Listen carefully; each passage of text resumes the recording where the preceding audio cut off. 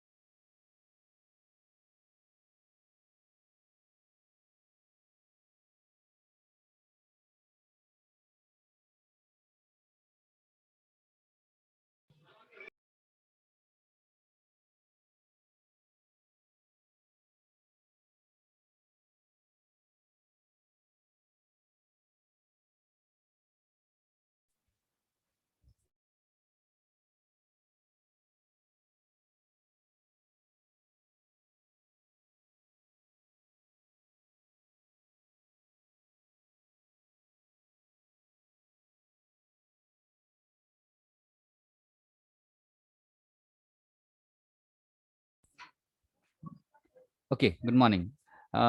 हमारा 2 अगस्त से, आज से 7 अगस्त तक सेशंस हैं। और ये सेशंस आज हमारे पास मैं ले रहा हूँ आपको एम प्रिपेयर एंड क्रैक। और फिर उसके बाद कल हमारा सेशन रहेगा जो रुचि में हम लेंगे, है ना। एक इंटरेस्टिंग टॉपिक लेंगे। वो हमारे पास जो कल का टॉपिक है स्पेसिफिकली, उससे मैडम डील करेंगे अबाउट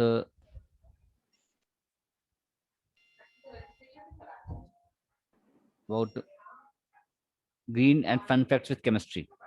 और उसके बाद फिर वेडनेसडे को 4 अगस्त को the magic of chemistry in daily life.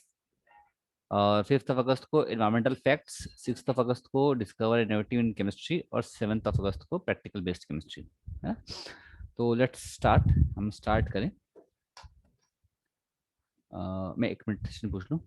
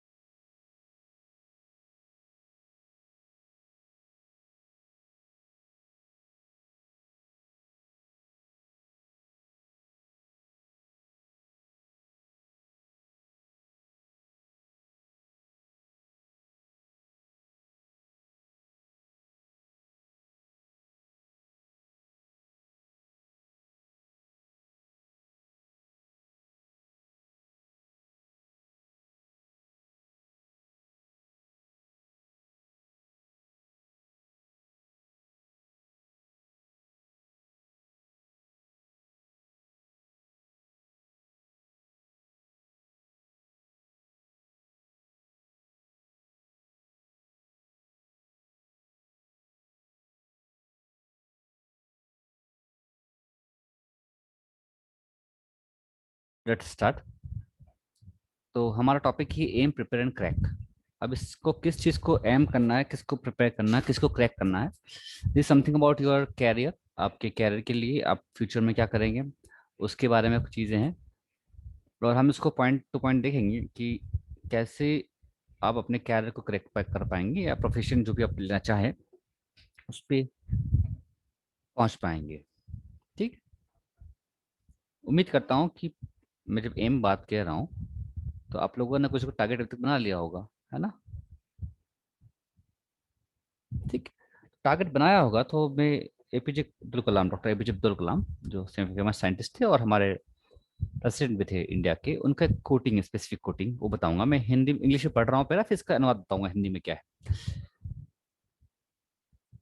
Dream is not that which you see while sleeping, it is something that does not let you sleep। मतलब कि सपना वो नहीं जो आपको नींद आने पर आए, सपना वो है जो आपको नींद ना आने दे। हाँ, अमन सिंह ठाकुर, कुछ डाउट है हैंड रेस किया आपने?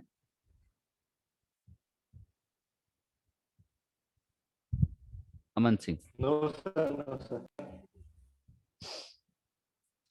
ओके। तो सपना वो नहीं जो नींद आने पर आए, सपना वो है जो नींद ना आने दे। ये कोटिंग स्पेसिफिक। और नेक्स्ट टाइप चलते हैं हम लोग। ये एम, आपके एक एम के लिए, ठीक है, आप आगे हैं और पीछे एक टीम है। वो टीम आपकी फैकल्टीज हैं, आपके मेंटर्स हैं, आपके पेरेंट्स हैं, आपके भाई बहन हैं, फ्रेंड्स, वो सब आपको उस एम तक पहुंचाने में हेल्प कर रहे हैं। मुझे लगता है सब लोग के साथ ऐसा होगा ना, कोई ना कोई उस पर्टिकुलर एम जो आपने एम कर रखा होगा उसको पाने में आपकी हेल्प कर रहा होगा, और रूटीनली करते हैं। It is a collective effort. अब ऐसा ना हो कि हम पहले टारगेट को शूट कर दें और जहां पर भी लगे और उसको उसको कह दें कि इट वॉज माई टारगेट, है ना। तो हमें टारगेट पहले स्पेसिफाई करना होगा कि हमारा एम क्या है। ऐसा नहीं है कि मैं कुछ करना चाहता हूँ और हो कुछ गया और मैं बात में बताऊं कि ये मेरा टारगेट था। तो we have to specific for our targets, है ना। और उसके लिए फिर हमको, अगर स्पेसिफिक नहीं होगा तो हम ठीक से उसको क्लियर नहीं कर पाएंगे, है ना। तो शूट फर्स्ट, और जब भी आप बोले उसको पहुंच जाए टारगेट पे तो हम उसको कहेंगे कि मेरा टारगेट है। ऐसा नहीं है, टारगेट हमारे पास पहले होना चाहिए। फिर हमेशा ऐसा नहीं होगा कि आप टारगेट को धोखा दे पाओ, ऐसा चांसेस बहुत कम है। ठीक, it's tough, it is very tough and we have to prepare for it. और एक साइंटिफिक अप्रोच लेके चलेंगे तो हम आसानी से कर पाएंगे। ठीक है। सेकंड थिंग, आप अगर शॉट नहीं लोगे, आप ट्राई नहीं करोगे तो हमेशा मिस करोगे। तो इसलिए you will miss 100% of those shot that you don't hit. अगर आप किसी का फॉर्म नहीं भरोगे, किसी का तैयारी नहीं करोगे, किसी एग्जाम देने नहीं जाओगे तो आप डेफिनेटली फेल होगे। You have to make the shot, आपको ट्राई करना होगा, हिट करना होगा। अब बहुत सारी चीज कर दी, तो अभी तक क्या है हमारे साथ स्टेटस से, हम एम टारगेट, कोई टारगेट की बात कर रहे हैं, टारगेट पे सक्सेस हो या ना हो, और अभी क्या आप सक्सेसफुल हैं? मेरा क्वेश्चन आप लोगों से है, पूरी क्लास से, कि आप में से कोई कह सकता है हाँ मैं सक्सेसफुल हूँ? कोई भी कह पाएगा?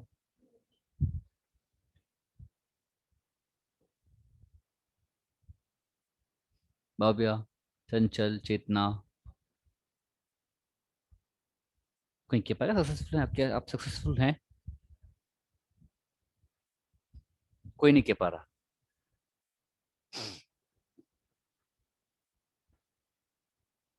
ठीक है, कितनों को लगता है कि हम सक्सेसफुल हैं? इतना बता दीजिए मुझे, किसी को नहीं लग रहा है? ओके, कुछ पॉइंट्स पुट अप करूंगा सामने आप लोगों के स्क्रीन पे। मैं अभी हायर एजुकेशन का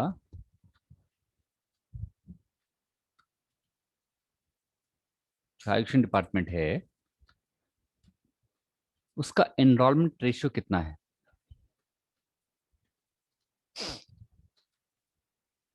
एनरोलमेंट रेशियो है ना,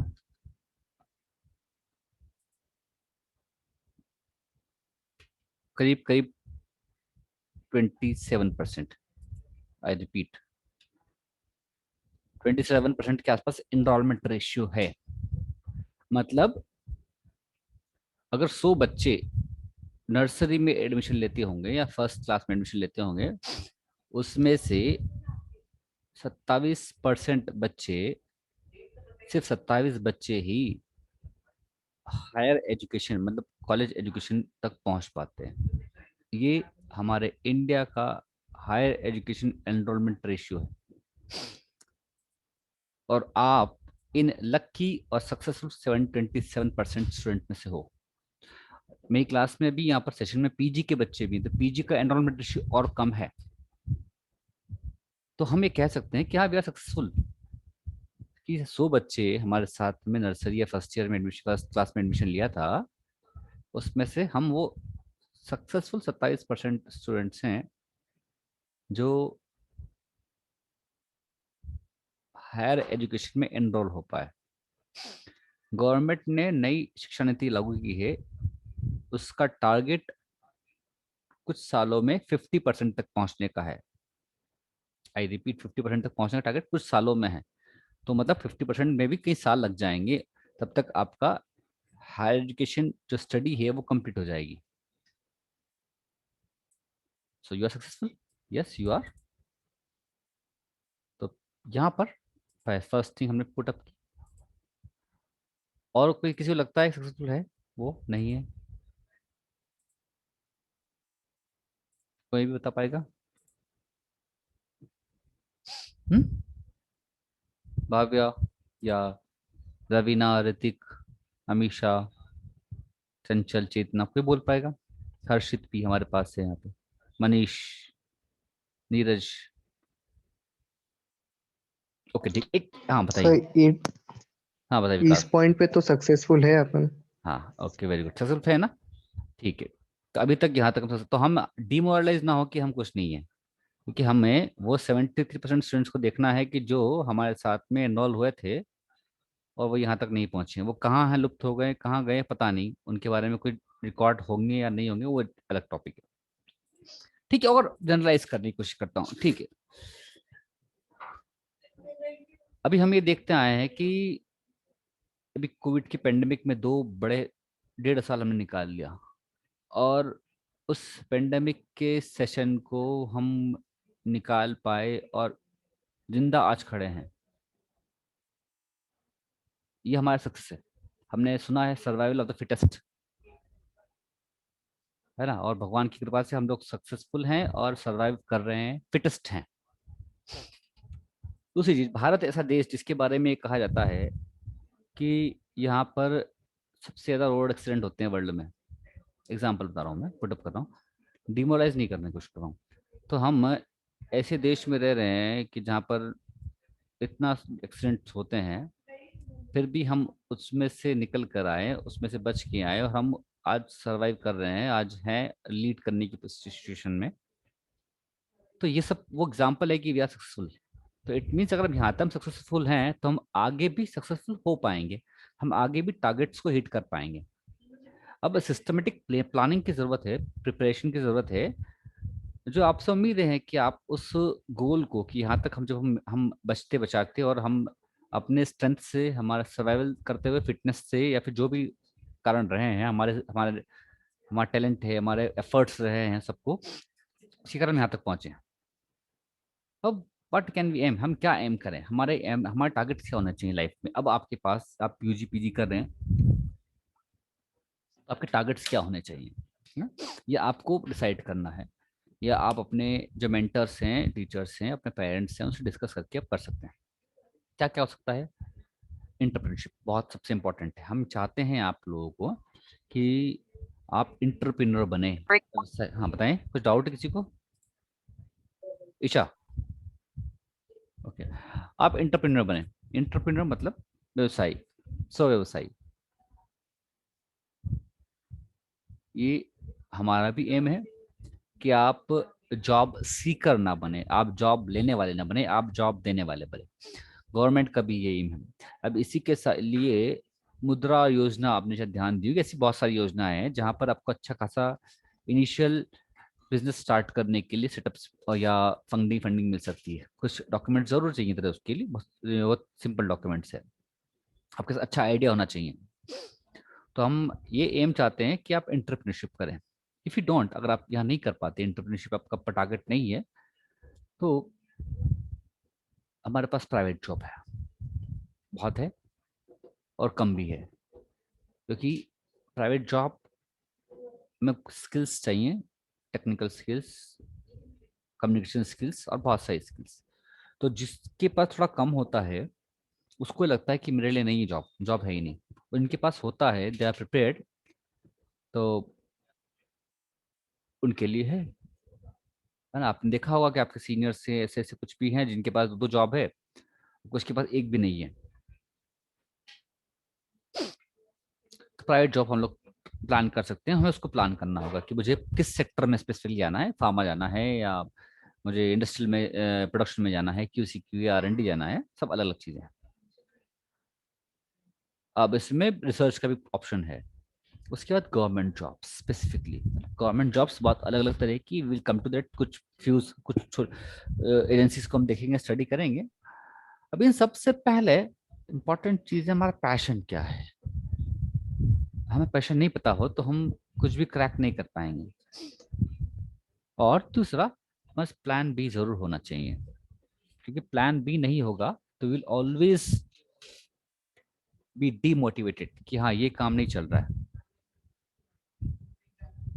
ठीक है, तो प्लान बी हमारे पास होना चाहिए। आगे चलते हैं कि हम कैसे प्रिपेयर्ड हों, किस चीज के लिए, सॉरी किस चीज के लिए जाएं हम, कौन कौन सी एजेंसीज हैं जहां पर हमें अच्छी इंफॉर्मेशन मिल पाएगी। ठीक है, तो हमारे पास कुछ एजेंसीज हैं, हम देखते हैं। जैसे हमारे पास यूपीएससी है ना।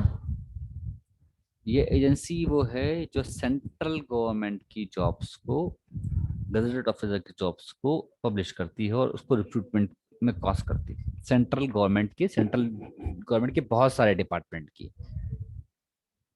ठीक है, उसके SSC, इसका नाम सुना होगा, इसकी बहुत कम स्टूडेंट तैयारी करते हैं, बहुत इजी जॉब है। और सेंट्रल गवर्नमेंट के 42 डिपार्टमेंट्स इसके थ्रू रिक्रूटमेंट करते हैं। सेंट्रल गवर्नमेंट के 42 डिपार्टमेंट्स कौन कौन से हैं, आपने नाम सुना होगा, NIA है ना, आपने नाम सुना होगा, ED, अभी नाम बहुत चल रहा है ED का, है ना। आपने नाम सुना होगा CBI, आपने सुना होगा होम डिपार्टमेंट। ऐसे बहुत सारे डिपार्टमेंट है जो यहाँ पर इस SSC के थ्रू रिक्रूटमेंट होता है ना। अब इस SSC के थ्रू रिक्रूटमेंट जो होते हैं वो दो लेवल पे होते हैं, दो तीन अलग अलग लेवल पे होते हैं। वो लेवल क्या है बताते हैं हम लोग। पहला लेवल है कि 12th बेसिस पे, 12th बेसिस के बाद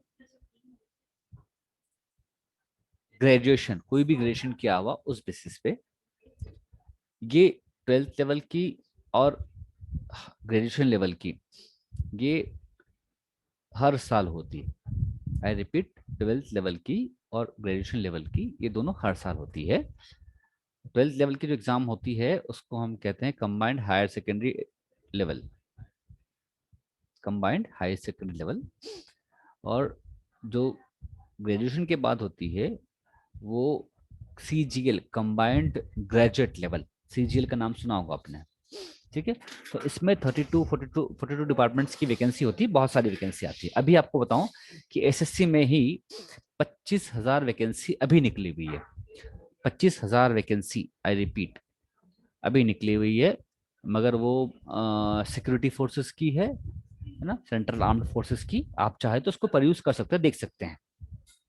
तो SSC में अभी 25,000 जॉब निकली हुई है, कैटेगरी वाइज अलग अलग देख सकते हैं, अलग अलग डिपार्टमेंट की अलग अलग सेक्शन ऑफ सिक्योरिटी फोर्सेस की है।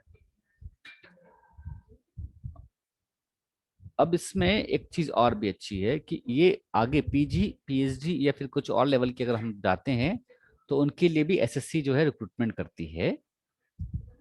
और मैं जब एसएससी के दो लेवल की बात कर रहा हूँ, 12th लेवल के बाद का और ग्रेजुएशन लेवल के बाद का, तो उसमें अच्छी बात यह है कि इंदौर में सेंटर रहता है, हर साल एग्जाम होती है। 27 ईयर्स की एज तक हम उसको दे सकते हैं एग्जाम को। गर्ल्स के लिए और SC ST कैंडिडेट्स के लिए चार्जेस नहीं है, जीरो चार्जेस है, कोई पेमेंट नहीं है।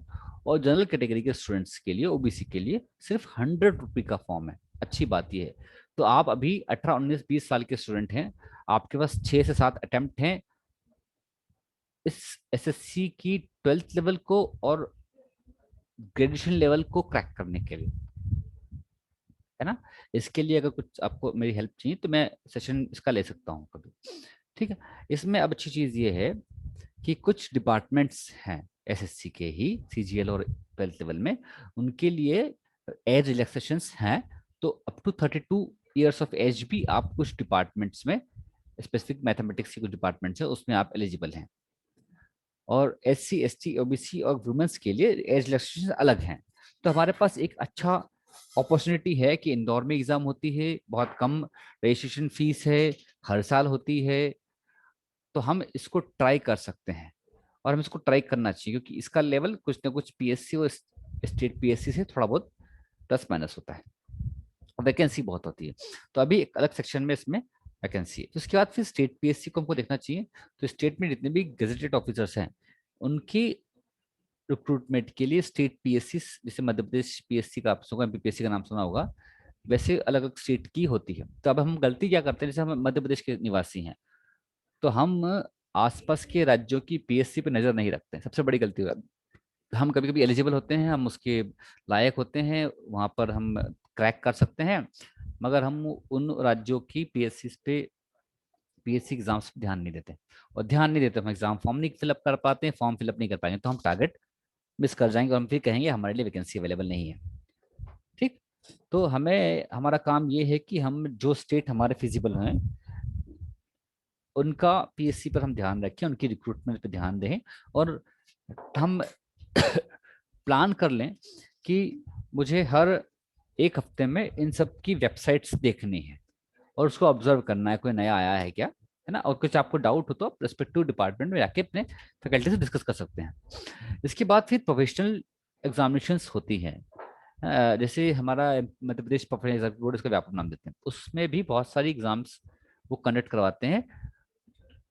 अलग अलग डिपार्टमेंट उनको रिक्रूटमेंट के लिए रिक्वेस्ट करते हैं और वो टेस्टिंग एजेंसी के रूप में काम करके रिक्रूटमेंट कॉस्ट करते हैं। तो हमें उस पर भी ध्यान देना है। और रेस्पेक्टिव डिपार्टमेंट से, जैसे आपका अगर रेलवे में जाने का प्लान है तो रेलवे का स्पेसिफिक वेबसाइट से है, उस पर जाके देखना पड़ेगा। या जैसे आर्मी का भी 2022 में फिर से वैकेंसी है। तो इस तरह के अलग अलग डिपार्टमेंट आपको विजिट करने होंगे उनके रिक्रूटमेंट के लिए। तो हमारे पास 5 तरह की गवर्नमेंट जॉब्स के लिए स्पेसिफिक इंस्टीट्यूट्स हैं, UPSC, SSC, state PSC, professional examination board और रिस्पेक्टिव डिपार्टमेंट्स। मैं एसएससी में जो 25,000 की वैकेंसी उसका नोटिफिकेशन अभी कुछ दिन में, सेशन खत्म होगा, ग्रुप में डालूंगा। और मैं उम्मीद करता हूँ बहुत से स्टूडेंट जो तैयारी कर रहे होंगे उनके लिए हेल्पफुल रहेगा ये। अब प्रिपरेशन करनी है हमको, कैसे प्रिपरेशन करनी है। अभी जो कॉमन प्रिपरेशन की बात चल रही है, कॉमन प्रिपरेशन मतलब both for government jobs and both for private jobs, internship, सब सब के लिए प्रिपेयर क्या करना है, क्या हम तैयार हैं। अगर मैं आपसे कहूँ कि कल शिप्ला में इंटरव्यू है ना, 12th लेवल के बच्चों को लेंगे उसमें, और 10 लाख का पैकेज है। मुझे बताइए, इस सभी सेशन में करीब 46 स्टूडेंट्स अवेलेबल है, 45, कितने स्टूडेंट्स प्रिपेयर्ड हैं?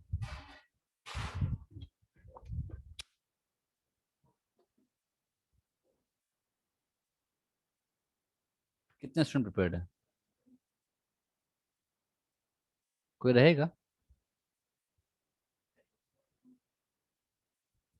एक भी प्रिपेयर्ड नहीं है। 5 लाख का 10 लाख का पे बता रहा हूँ, झूठ मूठ हाँ भी कर सकते हैं, यहाँ से मैं प्रिपेयर हूँ। कॉन्फिडेंस नहीं है हमारे पास, ये इंपॉर्टेंट चीज है। ठीक है, तो हमें प्रिपरेशन किस चीजों पे, किन पैरामीटर्स पे करनी है, आप नोट डाउन कर सकते हैं।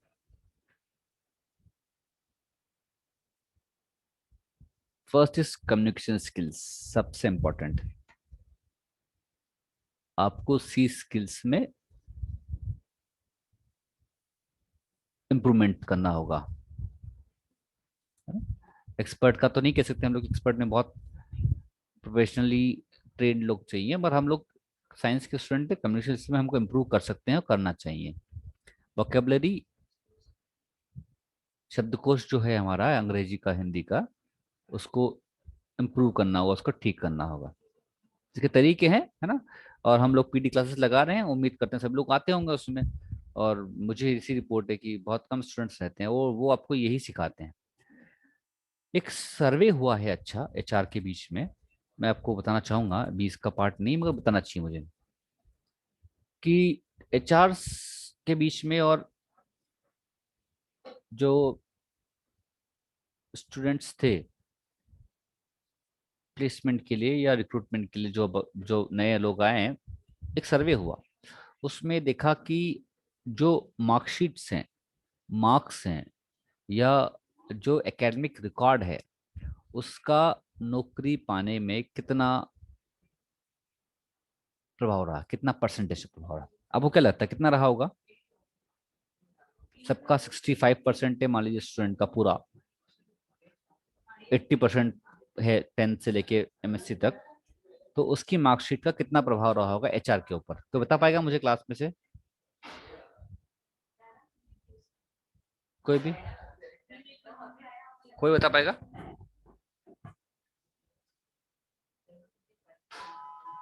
हाँ बताए। भाविया,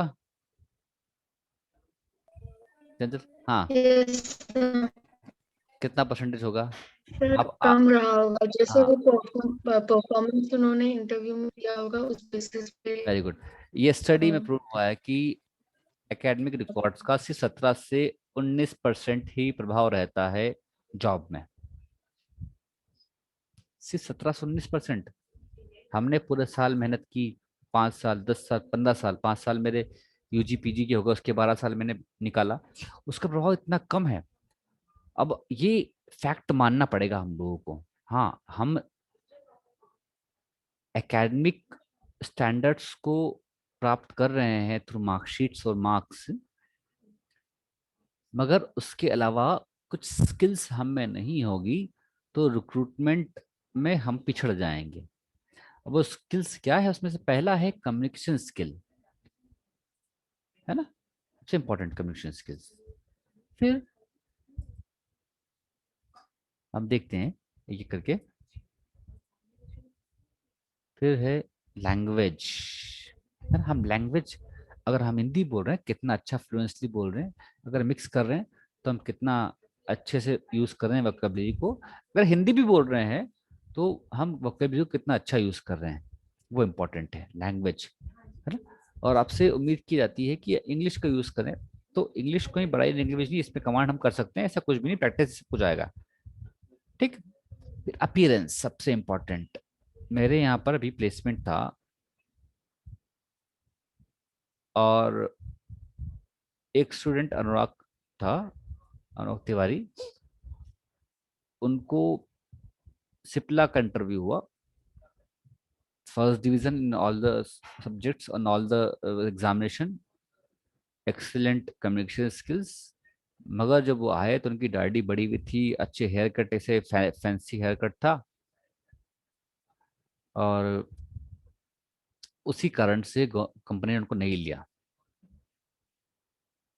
2 दिन बाद उनको समझ में आई, हमने भी डाटा उनको बात बताया कि आप इस तरह से आए हो।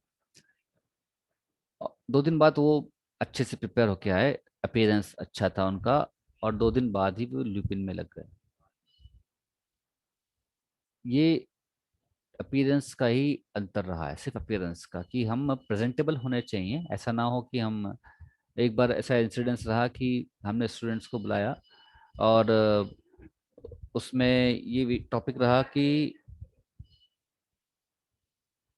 बच्चे जब इंटरव्यू के लिए पैनल के सामने अपियर हुए, गर्ल्स स्पेसिफिकली अपियर हुई, तो जीन्स में थी, कोई दिक्कत नहीं, जीन्स पहनना चाहिए, कोई इशू नहीं। मगर वो जो फटी हुई जीन्स सब आजकल जो फैशन में है वो पहन के आप इंटरव्यू पैनल के सामने आए। एक भी स्टूडेंट उस अपियरेंस वाला उन्होंने नहीं सिलेक्ट किया। तो अब जब मैं बात कर रहा हूँ अपीयरेंस की, तो क्लीन शेव होना चाहिए, प्रेजेंटेबल होना चाहिए, हमारे नाखून कटे हुए होने चाहिए, हमारे जो ड्रेस है वो अच्छी होनी चाहिए, सिंपल ड्रेस होनी चाहिए, ऑफिशियल ड्रेस पहनना चाहिए। और ये फर्स्ट इम्प्रेशन होता है हमारा। हमको इंटरव्यूअर जो है एचआर, वो उसके पास सिर्फ 2 मिनट होते हैं, 2 या 3 मिनट, जिसमें वो आपको जज कर लेगा। और फर्स्ट इंप्रेशन आप उसके सामने खड़े होंगे तो वो फर्स्ट इंप्रेशन में समझ जाएगा कि how you can contribute to the company और इंडस्ट्री। तो इम्प्रेशन अपियर्स अ लॉट, हमें ध्यान देना होगा उसको, है ना। और एक कॉमन क्वेश्चन स्टूडेंट्स का रहता है, आप लोग भी अभी प्लेसमेंट ड्राइव में रहेंगे, प्लेसमेंट की हमारे एक्टिविटीज में रहेंगे, तो मुझ जब हम आपको प्लेसमेंट के इन्फॉर्मेशन भेजते हैं और वहाँ इंटरव्यू के लिए बुलाते हैं, तो आप लोगों का स्टूडेंट्स का पहला क्वेश्चन होता है, सर यूनिफॉर्म में जाना है क्या? स्टूडेंट्स का पहला क्वेश्चन रहता है, क्या यूनिफॉर्म में जाना है क्या? जाना चाहिए बिल्कुल, ये क्वेश्चन पूछना नहीं चाहिए हमें, है ना। अब यूनिफॉर्म में जाओगे तो आईपीएस को रिप्रेजेंट करोगे, अच्छी बात है ना। It will look simple, blazer हो आपका, अच्छी बात है। तो ये क्वेश्चन बार बार आपको कंटिन्यू नहीं पूछना पड़ेगा कि हम कैसे यूनिफॉर्म पहन के, आपको सिंपल ऑफिशियल ड्रेस पहनना है और प्रेफर करना है कि यू बी इन यूनिफॉर्म, है ना। इस ये क्वेश्चन नहीं है हमारे पास। फिर जीके, क्या हमको सिंपल जीके है हमारा पास? हमारा जीके अपडेट होना चाहिए, हम रोज अखबार पढ़ें, हम रोज इंफॉर्मेशन ले, सोशल मीडिया पर हम रोज एक्टिव हैं, व्हाट्सअप है, इंस्टाग्राम है, ट्विटर है, फेसबुक चला रहे हैं, तो थोड़ा बहुत हमारा जीके भी हम उसको इम्प्रूव करें। कुछ चीज़ें साइंटिफिक, इंडस्ट्रियल या रिसर्च से संबंधित चीज़ें, चीज़ों की इंफॉर्मेशन हमारे पास होना चाहिए, है ना।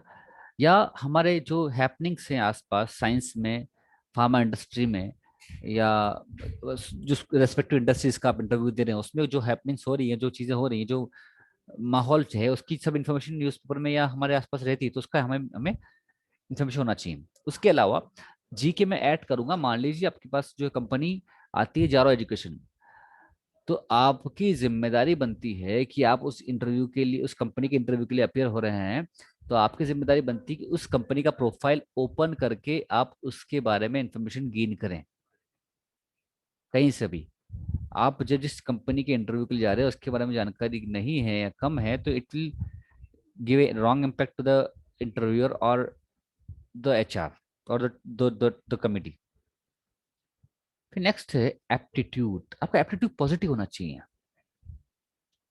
कभी नेगेटिव एप्टीट्यूड के साथ नहीं जाना चाहिए कि सर मैं 10 बजे कैसे पहुंचूंगा, 11 बजे इंटरव्यू है सर मैं भोर को कैसे पहुंचूंगा, या विजयनगर इंटरव्यू है सर मैं कैसे पहुंचूंगा, है ना। आपको एप्टीट्यूड ही नहीं। चलो मैं आपको कल इंटरव्यू के लिए पूछना चाहता हूँ कि आपको पीतमपुर पहुंचना है कल 11 बजे, XYZ कंपनी में पहुंचना है। एप्टीट्यूड हमारा ये, सर कैसे पहुंचूंगा, कैसे बस मिलेगी, मैं किसके साथ जाऊंगा, अकेला कैसे जाऊंगी मैं, ठीक है। तो ये एप्टीट्यूड आपका वहां परफॉर्मेंस में भी झलकेगा। You have to be frank in aptitude. क्या I am ready to crack and I am dedicated to crack the interview और GD XYZ, है ना। जब आपका GD या PI हो, तो उसमें हम लोगों को ध्यान रखना है कि कभी भी नेगेटिव चीजें नहीं कहनी। नेगेटिव क्या, आपसे कभी पूछ ले कि मान लीजिए आप स्विच कर रहे हो दूसरी कंपनी से, तो पिछली कंपनी क्यों छोड़ रहे हो, क्यों छोड़ना चाहते हो, तो आप उसकी पूरी बुराई कर दो वहां पे, है ना। प्रोफेशनल हमको जवाब देना है, that can please the HR। तो ये है एप्टीट्यूड। फिर नेक्स्ट है बेसिक्स, बहुत इंपॉर्टेंट बेसिक्स। आपको एक एग्जांपल बताता हूँ, इंदौर का एग्जांपल है। इंदौर में 20 लाख के पैकेज के लिए गूगल का इंटरव्यू था, गूगल कंपनी का। आपको क्या लगता है कि कितनी देर तक वो किसी जिसका सिलेक्शन हुआ उसका इंटरव्यू कितनी देर तक चला होगा? कोई अंदाजा होगा? कितने मिनट्स तक, कितने घंटों तक? किसी को ध्यान में?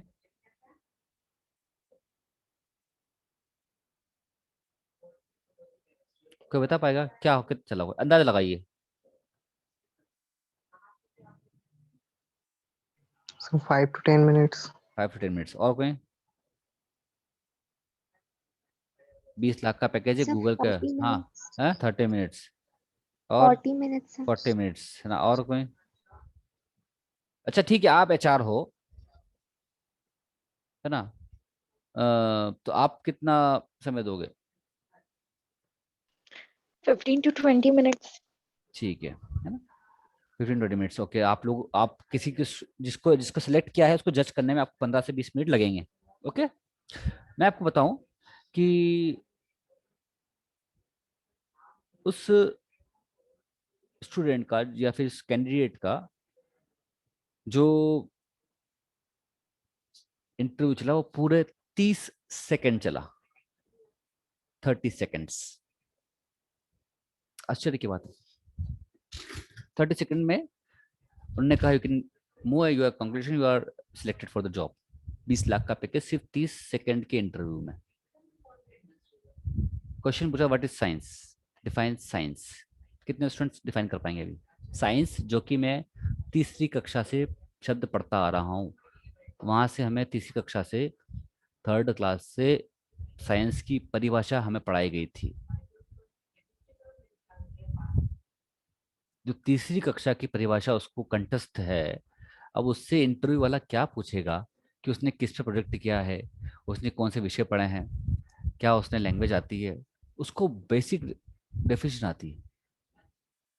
अब अगर मैं यहाँ 46 स्टूडेंट्स हैं, अगर मैं, आप खुद आकलन कीजिए, क्या मुझे बेसिक साइंस की डेफिनेशन मालूम है? ठीक है, कोई बात नहीं, बेसिक साइंस की नहीं, साइंस की परिभाषा नहीं पता, फिजिक्स की, मैथमेटिक्स की, बायोलॉजी की, बॉटनी की, जूलॉजी की, जो हम पढ़ रहे हैं विषय, क्या उनकी परिभाषा मालूम है हमें? तो बेसिक्स का, अब हमें हमारे पास काम यही है कि हम बेसिक्स पे काम करें। ठीक है, अब एक चीज जैसे बेसिक्स में और क्या आएगा, एग्जांपल बताऊंगा आप लोगों को। जैसे पाइथागोरस थ्योरम, मैथमेटिक्स के स्टूडेंट यहाँ पर हैं मेरे पास, पीसीएम के, है बेसिक चीज है। Law of thermodynamics, motion, atom, element, cell wall किस तरह के सेल्स में हो, किस में नहीं होगा। तो ये छोटी छोटी चीजें हैं बेसिक्स जो बहुत प्रभाव डालती है। ये हमें पता होगा तो हम इस बेसिक्स के बेसिस पर ही हम आगे की चीज फाइट कर पाएंगे। तो हमारे पास बेसिक्स प्रिपेयर करने का भी टाइम है, बेसिक्स को फिर से स्टडी कर सकते हैं हम लोग, है ना? और बेसिक्स के बेसिस पे ही हम लोग आगे की फाइट कर सकते हैं। ठीक है, तो एक इंपॉर्टेंट एग्जांपल इंदौर का ही है कि उसको साइंस की डेफिनेशन मालूम थी और उसके बेसिस पे उन्होंने एक बड़ा इंटरव्यू क्रैक किया। क्योंकि आप भी सोचिए कि जिसको थर्ड क्लास की डेफिनेशन पता है चीजें, उसको उससे हम आगे क्या पूछें। ओके, अच्छा एक अनाउंसमेंट है, अगर सेशन बंद होता है किसी कारण से तो you can join by the same link, है ना? 45 मिनट्स का सेशन रहता है शायद वो। नेक्स्ट टॉपिक है हमारे पास, टेक्निकल नॉलेज कितना है हमें, ये हम इम्पॉर्टेंट है। अगर आप प्राइवेट जॉब के लिए स्पेसिफिकली जा रहे हैं या किसी भी जॉब के लिए, तो टेक्निकल हमें इंफॉर्मेशन कितनी है, ठीक है ना? अब आपको टेक्निकल इंफॉर्मेशन का मैं कुछ उदाहरण बताऊंगा एग्जाम्पल के लिए। ठीक है, अब टेक्निकल दो तरह के चीज़ें हैं। जैसे आप साइंस के सभी स्टूडेंट है तो साइंस की कुछ इंस्ट्रूमेंट्स जो हैं, बेसिक इंस्ट्रूमेंट्स, क्या जिसपे हमने प्रैक्टिकल मुझे करवाए गए, लैब में करे हैं मैंने। हम ठीक है, जैसे टेस्ट ट्यूब को रिंस करने का टेक्निक है ना? वो हमें 10th से सिखा रहे होंगे, मगर अभी भी हम अगर सर्वे करें क्लास में ही तो कितने लोग उस टेस्ट ट्यूब को रिंस कर पाएंगे?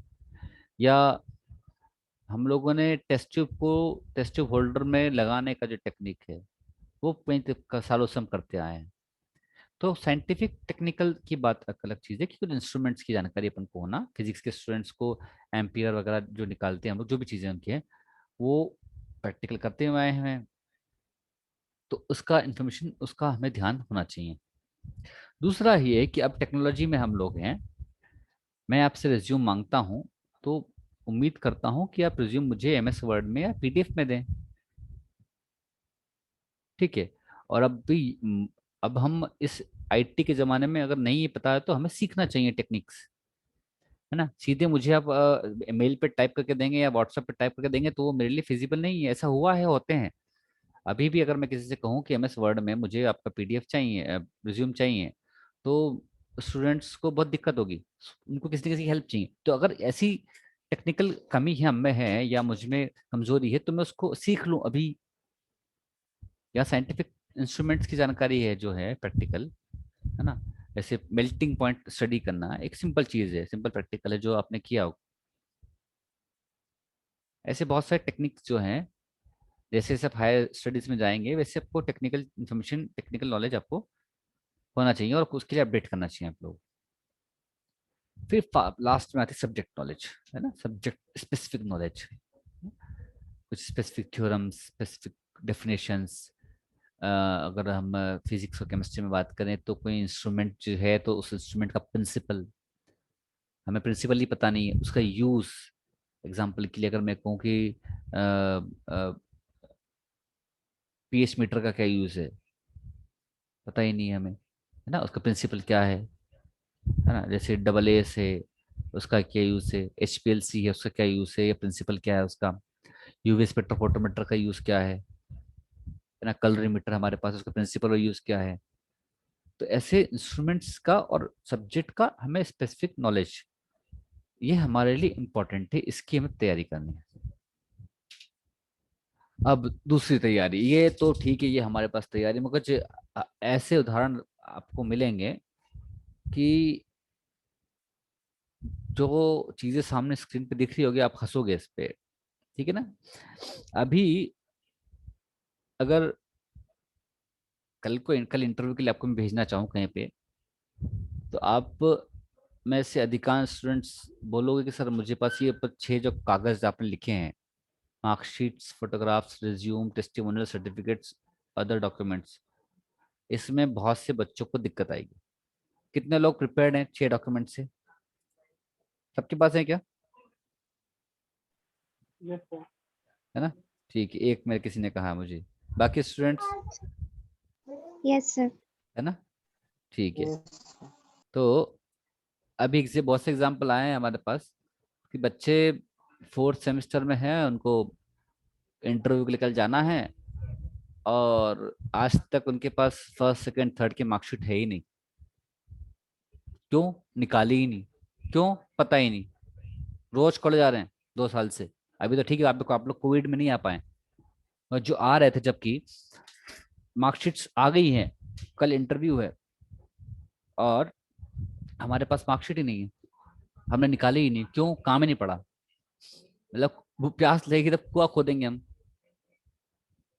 ठीक है। फोटोग्राफ्स, है ना, फोटोग्राफ्स हमारे पास होना चाहिए, पर्याप्त होने चाहिए, एक्स्ट्रा होने चाहिए। 2 मांगेंगे तो 2 ही ले जाएंगे क्या? रिज्यूम है, बहुत इंपॉर्टेंट है आपके लिए। इस पे सेशन भी हुआ है और उम्मीद करता हूँ सबने रिज्यूम बना लिए होंगे। मेरे पास 2 तरह के क्लासेस अभी यहाँ पर हैं जो फाइनल ईयर में है, बीएससी पीसीएम और MSc chemistry, MSc pharma chemistry. ये हमारे पास फाइनल ईयर में स्टूडेंट्स हैं। तो क्या रिज्यूम सब पे तैयार हैं? बहुत इंपॉर्टेंट चीज़ है। नहीं तैयार है, ऐसे भी मेरे पास एग्जाम्पल रहे हैं प्लेसमेंट ड्राइव में, आपको हंसी आएगी कि स्टूडेंट इंटरव्यू देने पहुंच गया है, रिज्यूम हाथ में है ही नहीं। वो रिज्यूम उसका दोस्त लेके आएगा, वो दोस्त आया ही नहीं गांव से, उसने दोस्त को दे रखा ठेका। बात समझ रहे हैं? तो ये आपका डॉक्यूमेंट है, आपके पास ये सॉफ्ट कॉपी में होना चाहिए। आप तो सॉफ्ट कॉपी हार्ड कॉपी दोनों में होना चाहिए, ठीक है। आपको 24 घंटे आपके पास होना चाहिए कि कभी भी कोई भी मांग ले मुझे उसको देना पड़ जाए। वरना आप कहोगे नहीं यार वो मिस्टर एक्स वाई नमन के पास है मेरा रिज्यूम, या मेरे पास तो भव्या के पास है मेरा रिज्यूम, या पंकज तिवारी के पास है वो आया नहीं यार उसके पास मेरा रिज्यूम है। तो ऐसा नहीं चलेगा। तो आपके पास आपका रिज्यूम होना चाहिए, आप जिम्मेदार हो उसके लिए, कोई और जिम्मेदार नहीं है। आपको बनवाना चाहिए, आपको कंसर्न फैकल्टी से राय लेनी चाहिए, आपस में दिखाना चाहिए। टेस्टिमोनियल्स, कुछ सर्टिफिकेट्स, टेस्टिमोनियल्स, कुछ अप्रेजल्स आपको अगर मिलते हैं तो उसके सर्टिफिकेट आपके पास होना चाहिए। अब इम्पॉर्टेंट अदर डॉक्यूमेंट्स, ये इम्पॉर्टेंट डॉक्यूमेंट्स क्या है ना, ये ये अदर डॉक्यूमेंट्स की जो मैं बात कर रहा हूँ ये आपको हेल्पफुल रहेंगे गवर्नमेंट जॉब्स में, है ना, या स्पेसिफिक अगर आप हायर एजुकेशन में जाते हो तो वहाँ, या अगर आप इंटरप्रेन्योरशिप करते हो तो वहाँ। ठीक है। अब आधार, समग्र बैंक डिटेल्स, ये तो कॉमन चीज है, आपके पास है तो अच्छी बात है। ऐसा हमने देखा है अभी, आपने भी ध्यान दिया होगा कि डोमिसाइल, मूल निवासी बना हुआ ही नहीं बहुत से बच्चों का, है ना। जैसे कुछ ओबीसी के बच्चों को एक बात रहती है कि उनको एक सेंट्रल गवर्नमेंट की जॉब के लिए एक सेंट्रल गवर्नमेंट का सर्टिफिकेट लगता है, या एसटी में भी, एससी में भी कुछ जगह सेंट्रल गवर्नमेंट का सर्टिफिकेट लगता है। तो आपके पास डॉक्यूमेंट है ही नहीं, ये डॉक्यूमेंट है ही नहीं तो हम सेंट्रल गवर्नमेंट की जॉब में अप्लाई नहीं कर पाएंगे, सेंट्रल कोटे में हम एडमिशन नहीं ले पाएंगे। एज एग्जांपल के लिए अभी ध्यान दिया होगा आपने, अभी कुछ दिनों पहले जो मेडिकल कॉलेजेस है उसमें सेंट्रल गवर्नमेंट 27% रिजर्वेशन कर दिया। तो उसके लिए वो उन्हीं स्टूडेंट्स के लिए है जिनका जिनके पास सेंट्रल गवर्नमेंट का मान्यता प्राप्त ओबीसी सर्टिफिकेट है, स्टेट गवर्नमेंट का नहीं। आई रिपीट, अलग अलग होते हैं, ये शायद ध्यान होगा आप लोगों को, नहीं हो तो आप पता करना चाहिए, बनवाना चाहिए।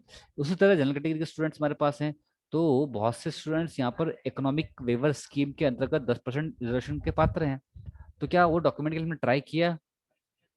हमने बनवाना चाहिए हमको, अगर होंगे तो हम काम में ले पाएंगे वरना नहीं ले पाएंगे, है ना। उसी तरह मूल निवासी प्रमाण पत्र क्या हमारे पास है ना, क्या इनकम सर्टिफिकेट हमारे पास है। तो ये सब डॉक्यूमेंट्स हमारे रेडी होने चाहिए, इसकी हमें हमें चिंता करनी चाहिए, इसका रिन्यूअल का हमें ध्यान देना चाहिए।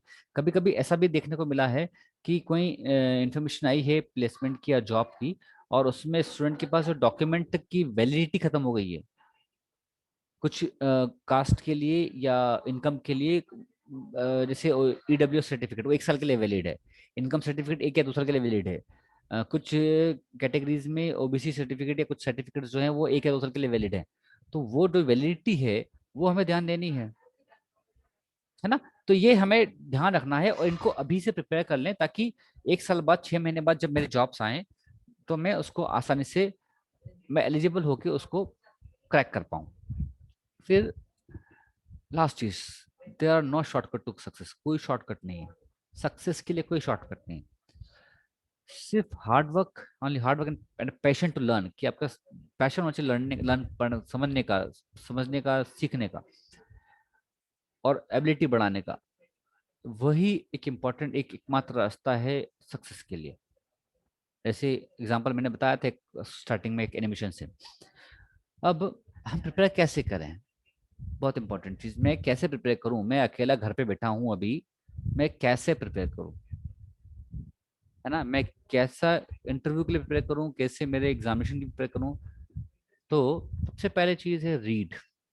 आपको चीजें पढ़नी होगी, आपको बुक्स पढ़नी होगी अच्छी, आपको अच्छी लिटरेचर पढ़ना होगा, आपको अगर नहीं मिले तो छोटे भाई बहनों की किताब पढ़नी चाहिए, बहुत इंपॉर्टेंट चीज है, बेसिक्स आपको उसका वहां से मिलेगा। नहीं हो तो आस पड़ोस के किसी बच्चे की हम किताब हम 1 दिन 2 दिन के लिए लें, उसको पढ़ सकते हैं, तो 1 2 दिन में हम बहुत सी किताब अभी फ्री है तो कवर अप कर सकते हैं। तो पढ़ना होगा, हमारे सब्जेक्ट की किताब पढ़नी होगी, जो सेमेस्टर लास्ट गया उसके नोट्स पढ़ने होंगे, या किसी दोस्त से नोट्स लें उसके बनाने पढ़ने चाहिए। और हम पढ़ के क्या करें, हम लिखें, हम हमारी भाषा में हमारे विचार उस विषय के बारे में लिखें। जबरदस्त, साइंस की परिभाषा पढ़ लिया आपने, अब उसको आप अपने भाषा में अपने पेज पे बुक्स में लिखो। ये ट्रेंड अब खत्म हो गया है, देखने को नहीं मिलता। फोटोकॉपी करवाते हैं स्टूडेंट्स, पहले कुछ सालों पहले बुक्स देखते थे, 4 5 6 बुक किसी टॉपिक के समझते थे, उनको पढ़ते थे और उनका सार, उनका एग्जिस्ट लिखते लिखते थे, और वो नोट्स के रूप में काम आता था। अब तो फोटोकॉपी सिस्टम शुरू हो गया, तो हमें ये 2 काम करना होगा, पढ़ के और खुद के नोट्स बनाने होंगे, खुद के लिटरेचर बनाना होगा। ठीक है। और फिर क्या कर सकते हैं, थिंक, हमें सोचना होगा कि ये टॉपिक है, ये मेरे लिए कितना काम का है, ये लॉ है, ये मेरी जिंदगी में कहाँ कहाँ काम आ रहा है। क्या मैं किसको किसी अन्य उदाहरण से समझा सकता हूँ, जो बुक में लिखे हुए उदाहरण है उसके अलावा किसी अन्य उदाहरण से मैं इसको समझ सकता हूँ, समझ सकता हूँ, है ना। उसको लिखना चाहिए हमको, फिर डिस्कस करना चाहिए किसी विषय पर, किसी टॉपिक पर। हमें आपस में, दोस्तों के साथ, घर में, परिवार के साथ, पेरेंट्स के साथ, टीचर्स के साथ, कॉलीग्स के साथ डिस्कस करना चाहिए। For example second law of thermodynamics, third law of thermodynamics discuss करें ना, क्या है एग्जाम्पल इसमें। जीरोथ लॉ, पाइथागोरस थ्योरम पे हम देखें कि यहाँ से वो चलते चलते हम रास्ते में देख सकते हैं कि ये बिल्डिंग ऐसी बनी हुई है, इसमें थी छाई रहेगी। तो वो चीज़ हम डिस्कस कर सकते हैं। उसके बाद ट्राई करना चाहिए। हम ट्राई नहीं करते, बहुत इंपॉर्टेंट चीज़ है। क्यों? एक ही सीट है सर, 2 सीट है सिर्फ, 5 सीट है। हम ट्राई इसलिए नहीं कर रहे हैं कि 5 ही सीट है, हमारा तो होगा ही नहीं। सर मैं ट्राई कैसे करूँ उस इंटरव्यू में, मेरे को तो अंग्रेजी आती ही नहीं, है ना सर, मैं ट्राई कैसे करूँ। तो हमें ट्राई करना होगा। मैंने ऐसे बताया कि अगर आप ट्राई नहीं करोगे तो सारे शॉट मिस करोगे, है ना। तो ट्राई हमें करना होगा। ऑब्जर्व, हमें ध्यान देना होगा। ध्यान किस पे देना होगा, कि मुझसे क्या गलती हुई है, या मेरे सीनियर्स जिनका इंटरव्यू हुआ था उनकी क्या गलती हुई है, या आसपास हमारे दोस्त हैं, हमारे पेरेंट्स से, उनसे कहाँ क्या गलती हुई है, क्या अच्छा हुआ है, उन्होंने किस चीज़ पे मेहनत की है ना। जैसे अगर कोई अगर आर्मी की तैयारी कर रहा होगा तो उसको ऑब्जर्व करना होगा कि मैं कैसे ठीक हो सकता हूँ, कैसे इंप्रूव कर सकता हूँ। हमें देखना होगा। अब देखने की वॉच में यहाँ पे स्पेसिफिकली ऐड किया है कि अब आपके हाथ में मोबाइल है सबके, और आप क्या देखेंगे, क्या देखते हैं, वो आपके ऊपर है। ये थर्ड लॉ ऑफ थर्मोडायनेमिक्स, बहुत एग्जांपल आपके मोबाइल में मिल जाएंगे, आप यूट्यूब पे देखोगे तो आपको देखना चाहिए। और उनके बेसिस पे हमारा इन्फ्लुएंस निकालना चाहिए, हम क्या समझते हैं। विजिट, बहुत इंपॉर्टेंट चीज, हम इसको मिस कर जाते हैं। विजिट किसको करें, हमारे कहीं ना कहीं परिचित होंगे, दोस्त होंगे, रिश्तेदार होंगे, या हम फ्रेंड के पेरेंट्स होंगे, उनकी कोई ना कोई इंडस्ट्री होगी, या उनकी कोई ना कोई फार्म होगा, उनके कोई ना कोई इंटरप्रेनर होगा। हमको जाके देखना चाहिए उस टाइम लेके। ये किसी इंडस्ट्री में काम करते होंगे तो परमिशन लेके हम जाके विजिट कर सकते हैं। तो हमें विजिट करने होगी अलग अलग इंडस्ट्रियल आउटलेट को, प्रोडक्शन आउटलेट को, इंटरप्रेनर आउटलेट को, या एग्रीकल्चर आउटलेट को। तो हम वहाँ जाएंगे तो जाके कुछ समझेंगे और सीखेंगे। तो अभी एक ट्रेंड जो है अभी ये खत्म हो गया है कि हमारे पास लीजर होता है, टाइम होता है, तो हम विजिट नहीं करते हैं।